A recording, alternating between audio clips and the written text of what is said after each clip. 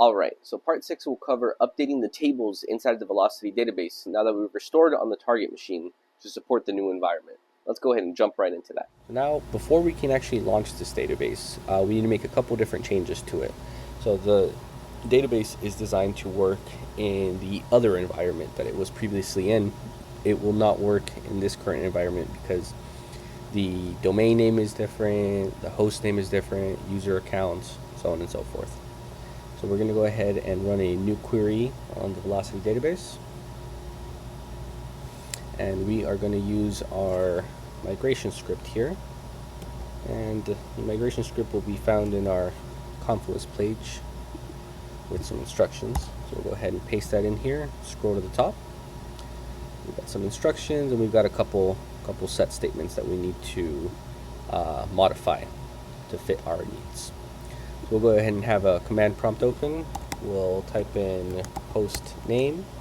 We'll type in who am I. Okay. So the host name is the name of the new server, of the target server. So we'll go ahead and copy that to clipboard here.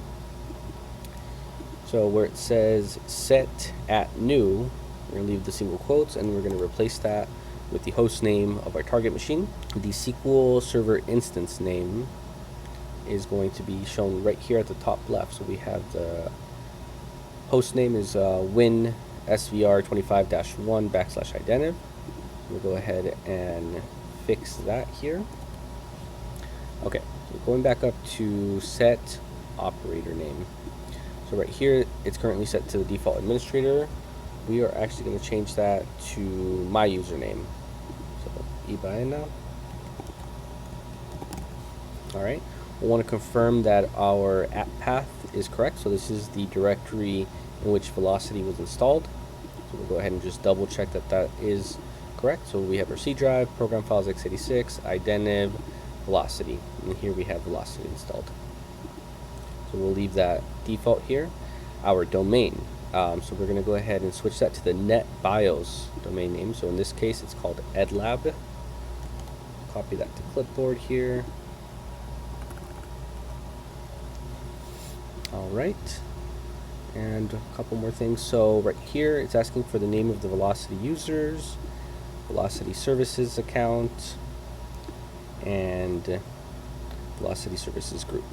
So my Velocity users group is called Velocity Users, and it is in the edlab domain. So we'll make a change here. The Velocity Services group path. So my Velocity Services account is actually a local account, so we can go to services and see that it has a /Velocity Services. This means it's all local. So we can also just double check here in computer management. And here we can go to the local users and groups. We have groups. I have Velocity Services, and for local users, I have Velocity Services account. Okay. So I will need to replace this with the server name because my Velocity Services account is a local account. Okay, and everything else is correct here. So we'll go ahead and execute this query here. This has been Eduardo, helping you keep your world verified.